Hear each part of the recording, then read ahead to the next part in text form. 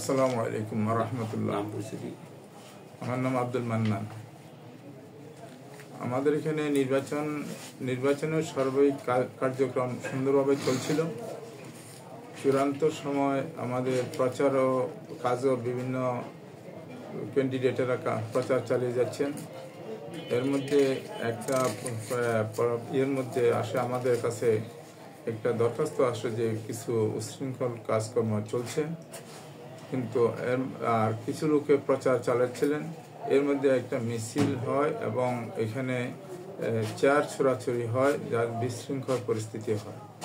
এরপরে আমরা নির্বাচন কমিশনের সকল সদস্যগণ নির্বাচনের প্রার্থীদেরকে নিয়ে বসার পরে সকলে মিলিয়া আমাদের প্রার্থীদের 3 সভাপতি প্রার্থী ও 2 সেক্রেটারি প্রার্থী এদেরকে নিয়ে বসার পরে অধিকাংশই প্রার্থীরা ছিলেন।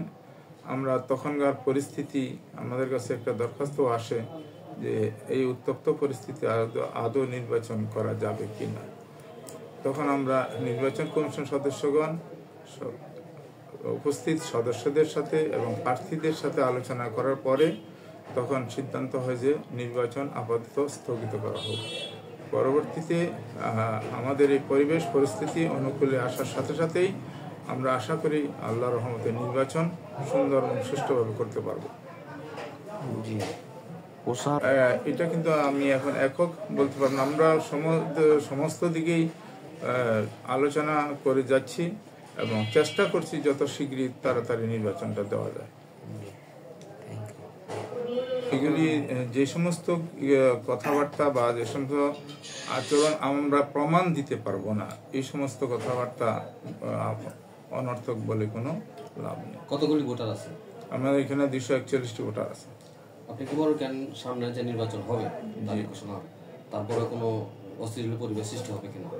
আমরা চেষ্টা করতেছি যাতে এই ধরনের পরিস্থিতি আর সৃষ্টি না হয়, চেষ্টা এটাই করতেছি। বিগত যে ফ্যাসিস্ট সরকার ছিল তাদের কোনো ভাবা আছে কিনা? না, প্রকাশ্য যেহেতু আমি এই ধরনের কোনো প্রমাণ দিতে পারবো না, এই কথা আমি তো বলতে পারবো না।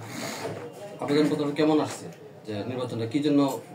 এই চতুর্দিকে বিশৃঙ্খল পরিস্থিতির এবং উত্তপ্ত ভাব, এইগুলি নিয়ে ওই যে চেয়ার ছোড়াছড়ি, এইসব কারণেই সাধারণত আমরা সকল প্রার্থীদেরকে নিয়েই বসেই এই সিদ্ধান্তটা গ্রহণ করা হয়েছে।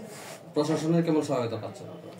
প্রশাসনিকভাবে ওই দিনকার থানা থেকে লোকজন আসছিল, কিন্তু এখন আমরা তো আর যেহেতু আর পরবর্তীতে আমরা এখন আদৌ অবস্থার উপর নির্ভর করবো তাদের কাছ থেকে কি গ্রহণ করা যেতে পারে।